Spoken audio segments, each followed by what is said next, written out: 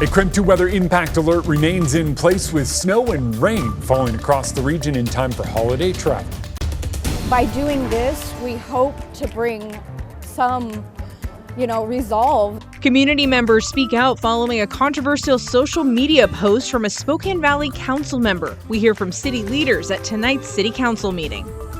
Plus, one person is dead and another is injured after a collision on State Highway 904 near Four Lakes. Details of the incident and what WSP urges drivers to do tonight. Well, good evening and thanks for joining us for KREM 2 News. I'm Amanda Rowley. Mark has the night off. Well, we are in weather impact alert mode for our first snowfall of the season. For a look at the current weather conditions, let's head outside to Chief Meteorologist Jeremy Legoo. Jeremy, what are you seeing out there? Amanda, everything's just wet. No snow sticking here on the South Hill. And unfortunately, it looks like that's the case for a good chunk of the region. We do have that slushy snow and the weather impact alert, but temperatures are playing a huge role in this. Mid-30s out in central Washington. We're above freezing, even if just slightly here in Spokane. We have the cold in Deer Park and Sandpoint. You're seeing a little more snow, but a lot less moisture. Not quite the same extent. Down low, you can see everything's starting to lift in with more warmth. It was snowing in Ritzville earlier. Now it's back to rain. Steptoe right on that edge here in Spokane. It is coming down as a little bit of a wintry mix. In the next couple of hours, it looks like the rain takes over. North of I-90, you have a chance of seeing a little bit of snow, but I don't think it really impacts the roads. By tomorrow, we're back to dry. Our next round of rain looks to move in tomorrow evening. We're under that weather impact alert through the start of the day tomorrow, but by tomorrow afternoon, we're back up to 40 degrees. I would say really just be concerned about the mountain passes. If you're not driving a mountain pass, you should be pretty good to go. I think we're about as cold as we are going to get right now before we start warming back up. Thanksgiving, scattered showers, we'll talk those coming up in your full forecast. All right, thank you, Jeremy. And just a reminder that anytime we call for a weather impact alert, we'll have an extended weather coverage streaming on KREM 2 Plus. Just download on your TV and watch for free. Well, tonight, members of the Spokane Valley community are urging Councilmember Jessica Yeager to resign. This follows a recent social media post to her personal account speaking out against the religion of Islam. KREM 2's Connor McAvoy tells us more from Spokane Valley City Hall tonight. Outside Spokane Valley City Hall Tuesday night. I am absolutely overwhelmed by everybody being here, everybody that came to stand with the Muslim community. Karen Stromgren joined alongside several other community members rallying against Councilmember Jessica Yeager for a Facebook post made on her personal account on Thursday. In it, she declared herself a proud Islamophobe. The organization Eastside Gladiators organized the rally in opposition to that post.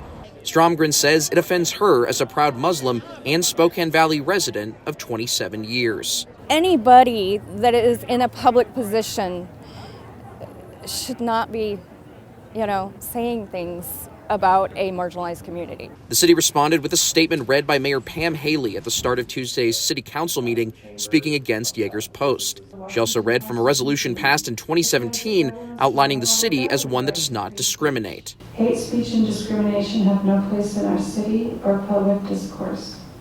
As council members, we serve all 110,000 residents of Spokane Valley. But many in attendance say the mayor's statement isn't enough. Councilwoman Yeager released a statement supporting her post to social media, saying in part, "I made a post on my private Facebook page on my own time, on my own account, expressing basic moral truths. I will not apologize for using my First Amendment right to speak plainly, honestly, and without fear." Her stance made community members question Yeager's position in City Council. And if you have any dignity, you would resign immediately. I call on you to do the only honorable thing, and that is to resign. Yeager did not speak on the matter during Tuesday's meeting. Stromgren hopes the demonstration outside City Hall shows elected officials the frustration she says members of the Muslim community in Spokane and Spokane Valley are facing. Unless she comes out and apologizes and says I am wrong, she should not be holding public office. I spoke with Deputy Mayor Tim Hattenberg before the meeting, and he tells me despite their disagreement with the statement, there's no violation of any conduct that would warrant Councilwoman Yeager's removal from her council seat. In Spokane Valley, Connor McAvoy, KREM 2 News. All right, in time for your night beat with a quick look at the day's top stories. One driver is dead tonight after two cars collided on State Highway 904 near Four Lakes. The incident happened near milepost 16 where Meadow Lake sits off of State Highway 904. WSP says a westbound car crossed the middle lane and collided with another car. Authorities identified the deceased driver as 47-year-old Jamie Shoresman. 84-year-old Michael Lonergan was taken to the hospital for injuries.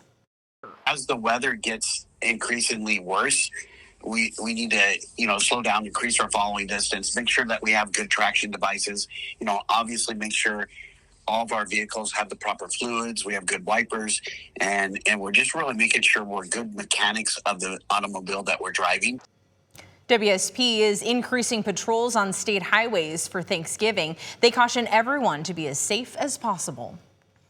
A federal judge sentenced a repeat sex offender from Spokane to 35 years in prison today for attempting to meet underage girls for sex. Authorities caught 54-year-old Jason Frank in a sting operation where police posed as the mother of those underage girls. He pled guilty to attempted online enticement and possession of child pornography. He was convicted at trial of another felony sex charge. Frank had previously been convicted of child sex crimes in Virginia in 2008. And the Kellogg School District must figure out how to cope with a multi-million-dollar hole in its budget. A plan to replace a district levy failed during this month's election. Our news partners at the Coeur d'Alene Press reports the loss of the replacement levy means the district is now $3.5 million short. The district superintendent says it needs to cut a third of its budget. And he says salaries make up the vast majority of the budget, and the cuts could impact many departments. And today, the city of Spokane officially welcomed its newest member to City Council. Spokane County Superior Court Judge and former Council President Brian Beggs swore in Councilmember Kate Tellis today. KREM 2's Christian Garza spoke to her about issues she's ready to tackle, specifically how she plans to work with the council to close the 2026 budget gap.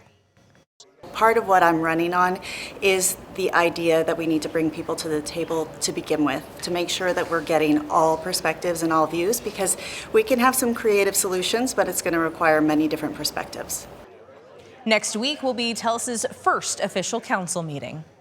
And that's it for your night beat. For more on any of these stories, just head to our website, KREM.com. Now, we have plenty of more stories to get to tonight on KREM 2 News. After the break, the FBI launches an inquiry after Congress members posted a video for service members.